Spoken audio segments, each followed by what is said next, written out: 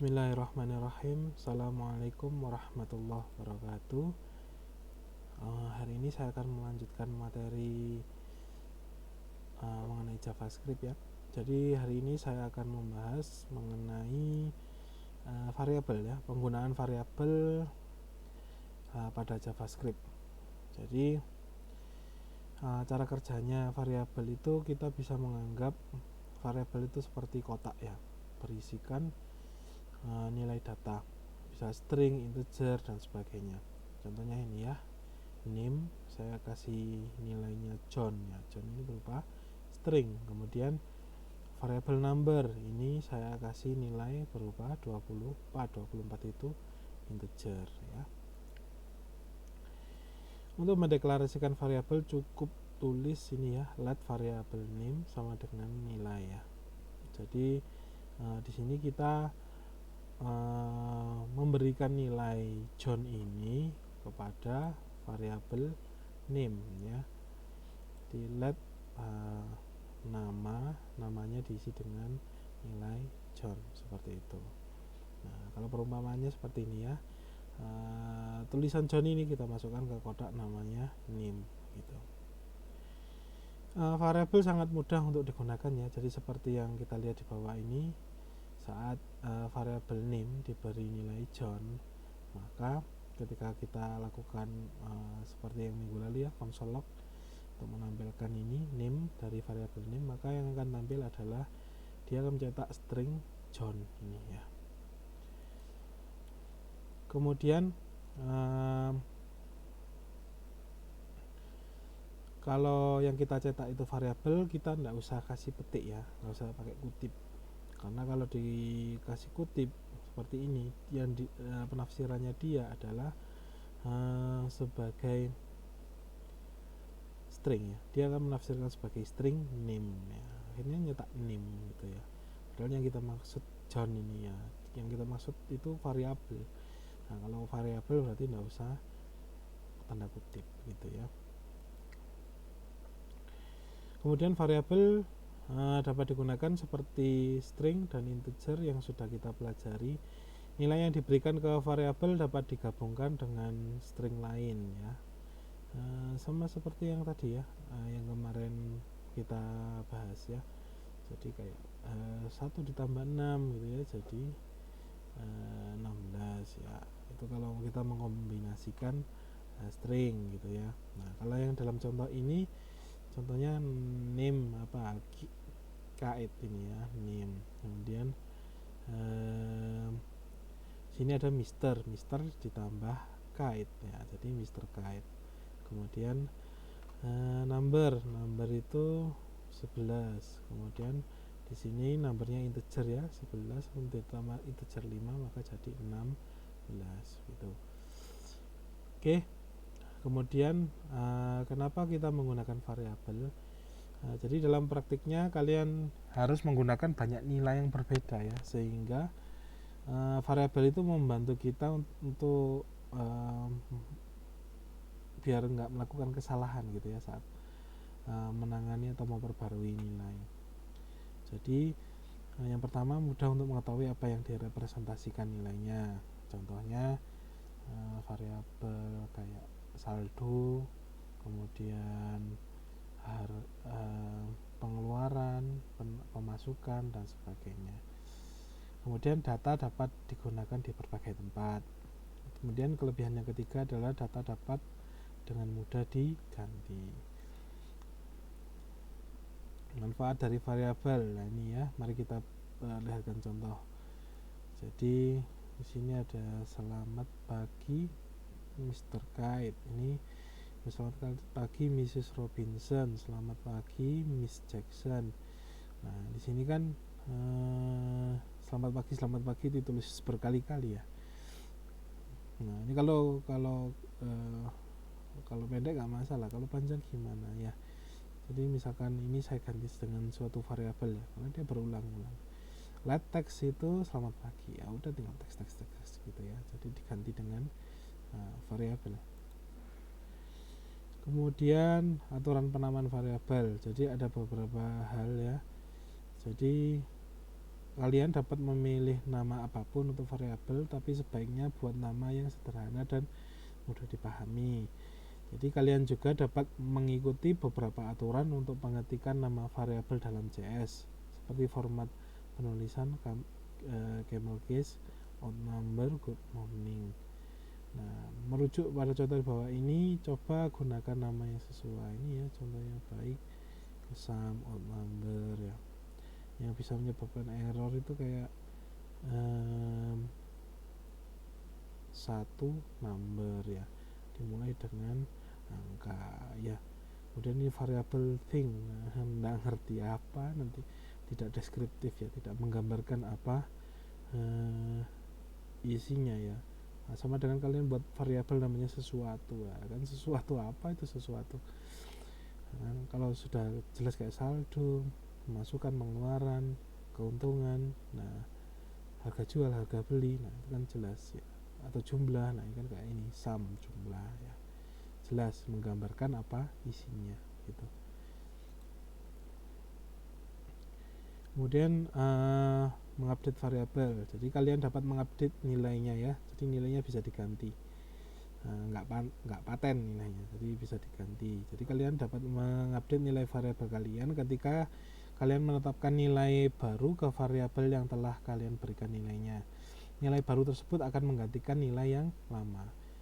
Jadi untuk memberikan nilai baru, kalian tidak perlu menggunakan let, cukup dengan menulis variabel name sama dengan nilai ya. Ini misalkan let name John, console name John. Kemudian ingin mengganti, nggak usah ngetik let lagi, cukup name sama dengan Kate ya.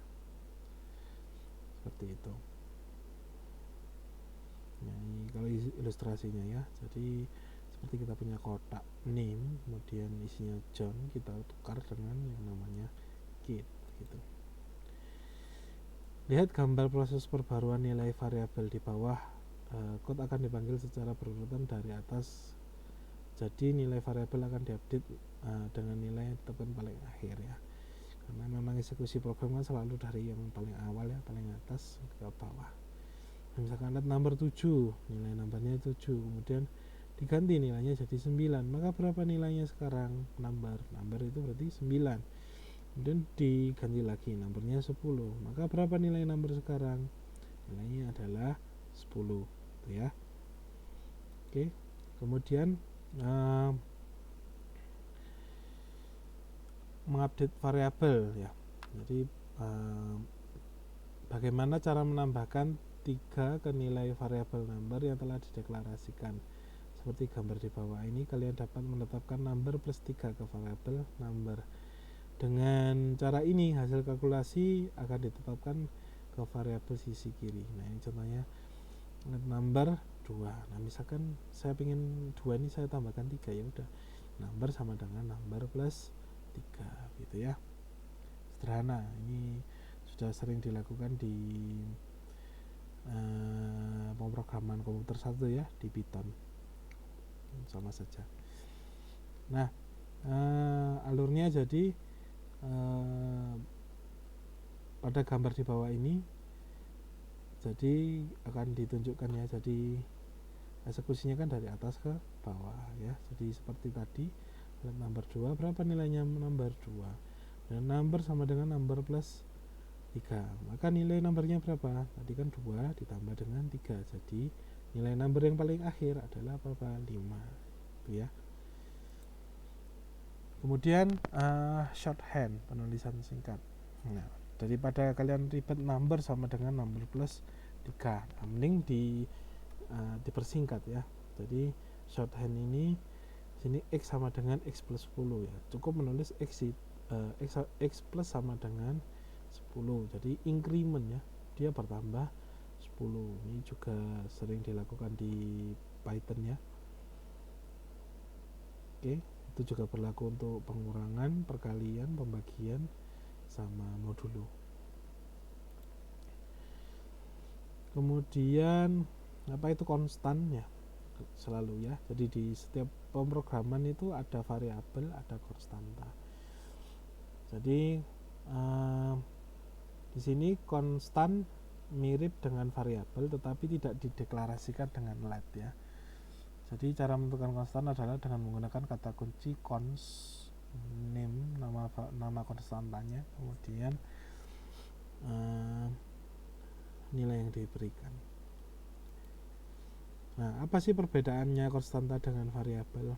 Nah, seperti yang saya katakan sebelumnya ya, variabel itu nilainya bisa diubah-ubah ya. Nah, kalau konstanta nilainya tidak dapat dirubah ya, namanya konstan berarti apa? Tetap ya. Jadi seperti yang kalian lihat di sebelah kiri, variabel let dapat diupdate ya. Let name, name-nya saya ganti dengan Kate, bisa diganti-ganti ya. Akan tetapi konstanta tidak dapat diupdate. Jika kalian mencoba untuk mengupdate nilai konstan seperti yang ditunjukkan di sisi kanan ini, kalian akan mendapatkan pesan error ya. Langsung ada peringatan ya, error, nilai konstan tidak dapat dirubah. Nah, apa sih manfaatnya menggunakan konstanta? Nah, jadi manfaat konstan adalah untuk mencegah perubahan nilai ya. Contohnya kayak pi perlu dirubah, nggak usah ya. Pi ya 3,14 ya sudah 3,14 ya, nggak usah dirubah. Nah, jadi tujuannya itu tadi ya, untuk mencegah perubahan nilai. Jadi ada beberapa hal yang memang sudah tetap, tidak usah dirubah nilainya. Jadi sekilas mungkin terlihat tidak praktis, namun ini dapat mencegah perubahan yang tidak diinginkan supaya kode Anda lebih aman ya. Seperti yang kayak saya katakan tadi ya, semakin banyak kode yang Anda tulis, semakin Anda akan merasa manfaatnya. Terus seterusnya kita akan lebih sering menggunakan konstan ya.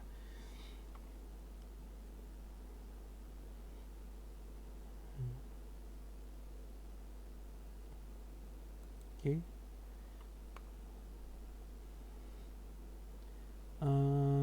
Hingga pada saat ini kita hanya menggunakan simbol tanda tambah untuk menghubungkan string dan konstan. Kita juga bisa melakukan hal lain ya dengan menggunakan fitur baru disebut template literal ini ya. Dengan template literal Anda dapat memasukkan konstan atau variabel di dalam string seperti gambar di bawah ini. Mari kita lihat slide berikutnya untuk mempelajari lebih lanjut ya. Jadi ini saya punya const name Ninjaken, console log. Ini kita bisa gabungkan ya. Halo, kemudian $name. Ini akan menampilkan konstantan name tadi ya. Tadi halo Ninjaken. Jadi cara menulis di template literal seperti contoh di kiri ini, Anda dapat memasukkan konstan dan variabel ke string dengan menulis ini ya. Dolar ini, kemudian kurung kurawal, variabelnya apa, name tadi ya, tutup kurung kurawal. Jadi saat melakukan ini Anda harus meletakkan keseluruhan string di antara dua backtick ini ya, di antara kedua kurung kurawal itu ya.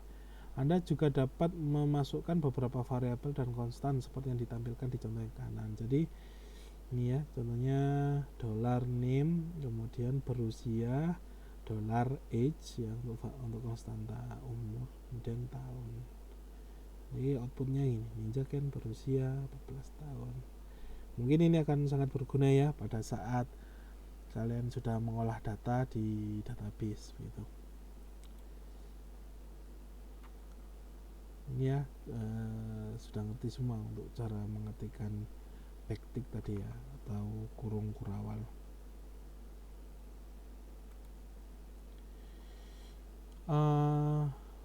Kemudian di sini percabangan kondisional ya. Selanjutnya mari kita pelajari percabangan kondisional, sebuah konsep penting dalam pemrograman. Saat mempelajari pemrograman akan ada saatnya di mana Anda ingin menentukan kapan kode tertentu ingin dijalankan. Perintah ini disebut percabangan kondisional. Ya, jadi kalau kita ngomong ya kayak statement if ya, if else di Python ya, bersama. Jadi contohnya nih, const number sama dengan 12. Yes. Apakah nilai konstan lebih dari 10? Ya, yes ya, dia lebih besar dengan 12. Maka dia akan menampilkan console log number lebih besar dari 10. Nah, strukturnya gimana? If kondisi, kemudian kurung kurawal, ketika kondisi kode yang dijalankan jika memenuhi kondisinya true, kemudian nanti ditutup kurung kurawal, tidak perlu titik koma ya. Jadi saat statement if digunakan, percabangan kondisional jika X lakukan Y akan diaktifkan. Tulis kondisi tersebut setelah if dan tulis kode untuk kapan kondisi ini akan valid dalam tanda kurung kurawal. Jadi statementnya nanti di dalam ini ya, yang akan dijalankan ketika sudah true di dalam kurung kurawal.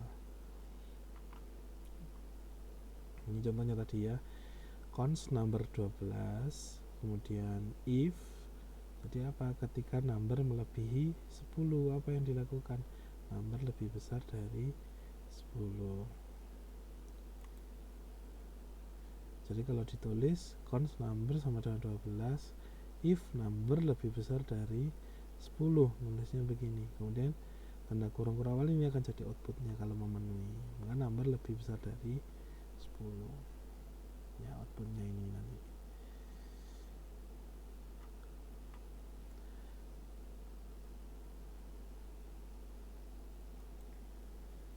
Kemudian indentasi ya, indentation untuk statement if.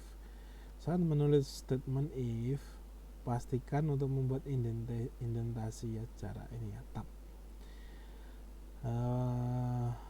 Kode akan terindentasi dengan benar akan lebih mudah dibaca. Indentasi pada contoh di bawah memperjelas kapan statement if dimulai. Kami sarankan untuk membuat indentasi dengan tombol tab ya.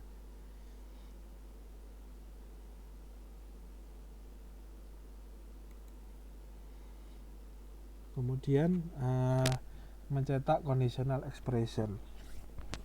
Di pelajaran sebelumnya kalian telah mempelajari cara menggunakan conditional statement if. Selanjutnya mari kita lihat conditional expression seperti yang ditunjukkan di kanan. True di print di konsol pada saat statement if berjalan. Apa arti true ini? Jadi ini ya contohnya, const number sama dengan 12. If number lebih besar dari 10, maka number lebih besar dari 10. Nah, jadi di sini yang akan dicetak adalah conditional expressionnya. Jadi ini yang ingin dicetak itu ini ya. Hasilnya apa? True. Nah, true-nya ini yang ingin dicetak. Gimana caranya? Ini ya, console log number lebih besar dari 10, maka dia akan outputnya berupa boolean ya, true gitu. Jadi hasilnya true atau false ya. Kebetulan di sini hasilnya true. Nah ini ya, boolean. Apa sih boolean itu ya? Sudah dipelajari di logika dan himpunan ya. Jadi ada true sama false ya. Jadi tipe data boolean memiliki dua nilai, true dan false. Conditional statement dinilai true jika kondisi itu penuhi, false jika sebaliknya. Kalian dapat melihat cara kerjanya pada contoh di bawah ini. Ini boolean true ya. Console number sama 12, console log number lebih besar dari 12. Nah, kondisinya true. Ini 8 apakah lebih besar dari 10? Tidak, maka hasilnya false. Di slide sebelumnya kita mempelajari bahwa conditional statement akan menghasilkan nilai boolean. Berdasarkan pengetahuan ini, kalian dapat mengetahui bahwa kode di statement if akan berjalan jika hasilnya adalah true dan tidak berjalan jika hasilnya false. Jadi melalui gambar di bawah silakan diperiksa ya alur di mana conditional statement adalah true. Ini ya. Ini kan if ini kondisinya true maka keluar ini. Kalau ini nilainya digandingkan true maka dia akan outputnya begini.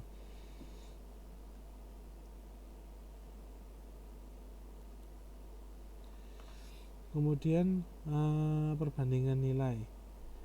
Jadi simbol lebih besar yang digunakan di conditional statement merupakan operator perbandingan ukuran nilai.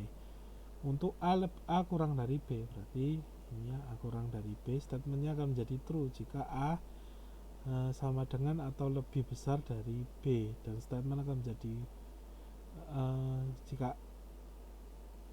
jika A kurang dari B, statementnya akan jadi true. Tapi jika A itu sama dengan atau lebih besar dari B, maka statementnya jadi false. Sama untuk A kurang dari sama dengan B, jika A kurang atau sama dengan B, statementnya jadi true, dan sebaliknya. Ya, nanti silakan dicoba dipraktekkan ya untuk operator perbandingannya. Nah, nanti kan ada latihannya ya, biasanya di Progit. Nanti silakan latihannya dikerjakan. Selain operator perbandingan, kita juga di sini mempelajari mengenai operator kesamaan ya antara dua nilai. Kalau A sama dengannya 3 kali, akan menjadi true jika A dan B sama, dan false jika tidak sama. Kalau ada tanda seru kemudian sama dengan 2 kali adalah kebalikannya. Simbol ini dapat digunakan untuk membandingkan nilai integer dan string ya. Jadi A sama dengan 3 kali, itu berarti sebanding. Kalau ada tanda serunya sama dengan 2 kali, maka dikatakan tidak sebanding atau tidak sama dengan gitu ya. Makanya ini hasilnya kan true, ini hasilnya akan jadi false ya. Karena apa? Karena name-nya sama dengan John. Nah, ini ditanyakan apakah tidak sama dengan, dia sama dengan, maka nilainya adalah false. Kemudian else ya, seperti yang saya katakan tadi, ada if, ada else. Else itu jika kondisinya tidak terpenuhi. Jadi ada saatnya di mana kalian harus memanggil kode yang berbeda jika kondisi statement if adalah false. Jadi seperti yang ditunjukkan di bawah, kalian harus memanggil kode yang berbeda untuk memprint nilai kurang dari atau sama dengan 10 jika angka tidak lebih besar dari 10 ya. Tentunya ini const number 7 ya, 7.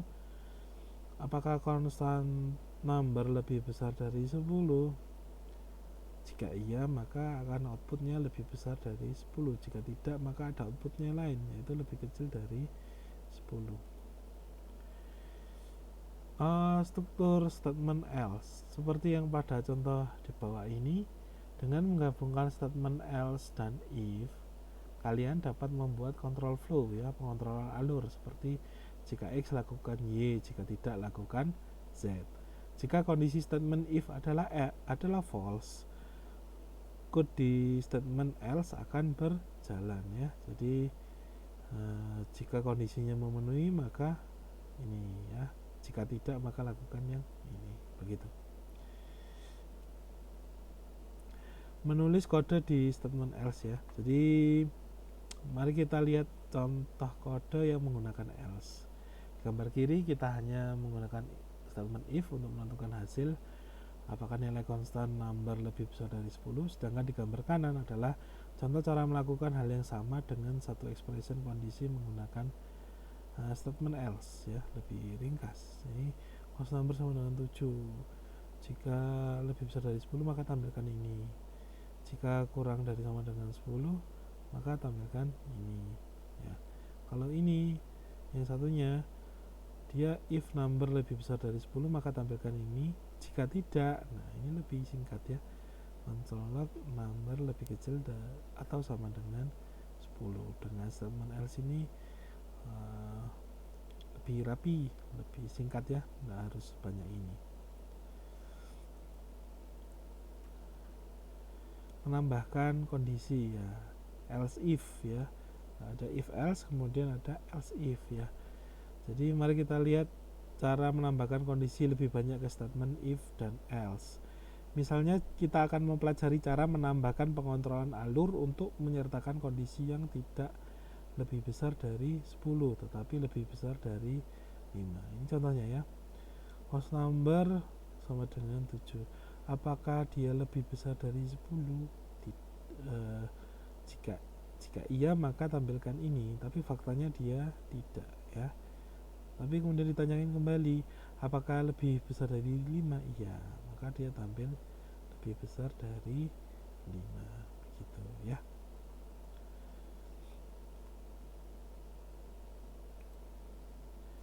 Jadi gimana cara menulisnya ini ya. Jadi seperti pada contoh di bawah ini, dengan menambahkan else if antara if dan else, Anda dapat menambahkan alur pengontrolan lebih banyak. Jadi mari kita lihat slide berikutnya untuk penjelasan lebih detail ya. Code else if ya. Jadi mari kita lihat cara penggunaan else if seperti pada contoh di kiri. Konten fungsi else if akan berjalan karena conditional statement kedua adalah true. Hasil ini dicetak pada konsol seperti yang dapat dilihat di sisi kanannya. Jadi ini const number sama dengan 7, if number lebih besar dari 10. Nah, ini kan false ya, tidak memenuhi, maka langsung ke else if-nya. Number lebih besar dari 5, true, maka yang ditampilkan yang ini ya. Ini number lebih besar dari 5. Oke, kemudian and ya, atau dan ya. Jadi selanjutnya kita akan pelajari cara menggabungkan beberapa kondisi. Pertama kita akan mempelajari dan ya, kondisi 1 dan kondisi 2. Berarti kondisi 1 dan kondisi 2 di mana hanya jika semua kondisi adalah true maka ekspresi adalah true. Contohnya lebih besar dari 10 dan lebih kecil dari 30 ya. Jadi kita tidak bisa menulis seperti ini ya kalau di sini, sehingga pakai dan. Perlu diingat ya, dan itu kalau keduanya benar maka dia benar. Kalau salah satu saja salah maka salah, apalagi keduanya salah maka salah. Ingat lagi ya materi kuliah logika. Nah, kemudian ada atau ya. Atau. Selanjutnya kita akan mempelajari simbol yang berarti or atau. Atau diekspresikan dalam bentuk double apa ini ya. Kalau saya katakan slash itu garis miring.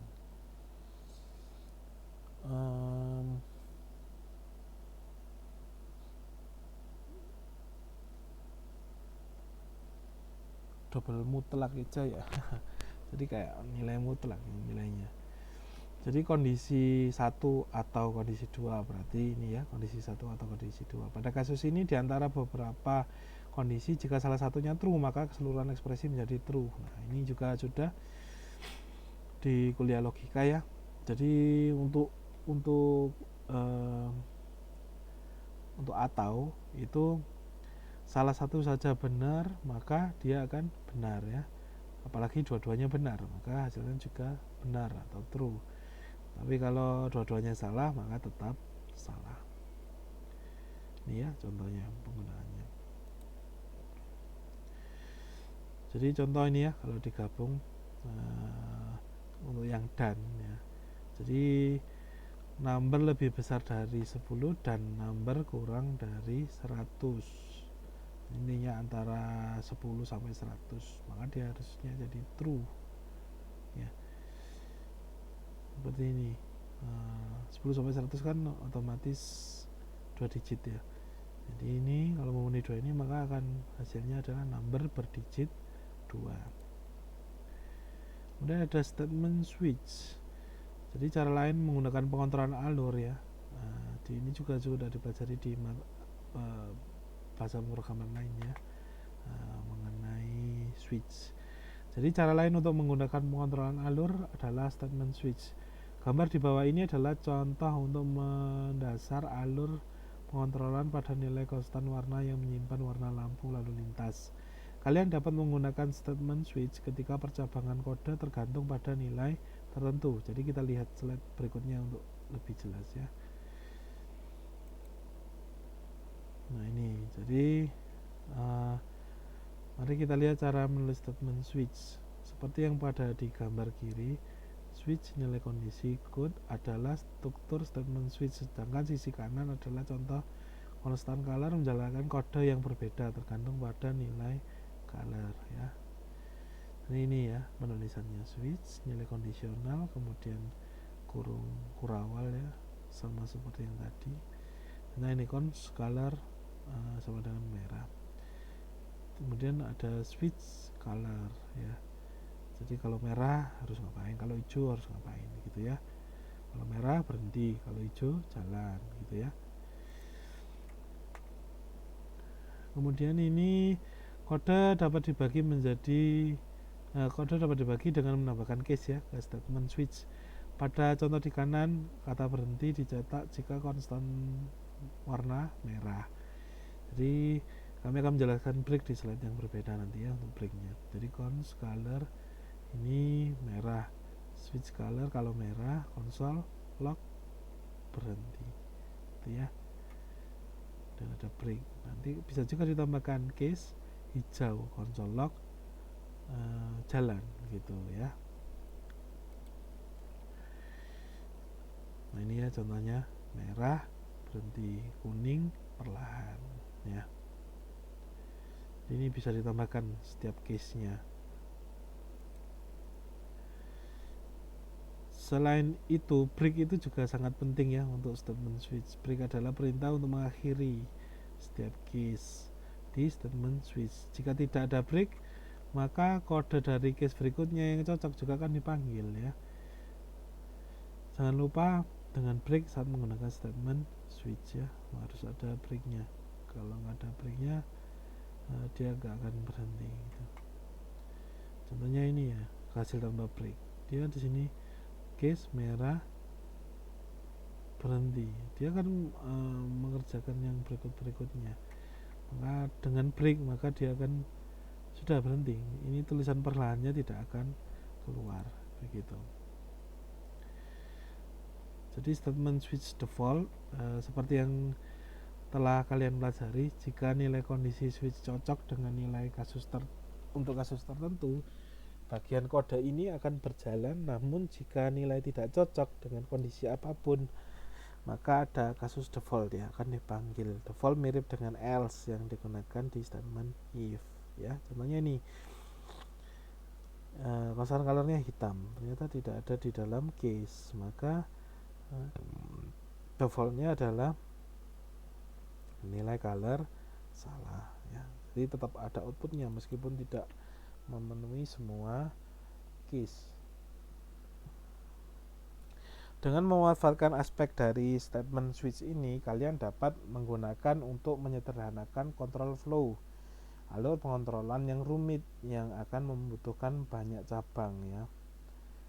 Jadi ini untuk kasus yang if if mending pakai switch case, itu lebih mudah gitu ya.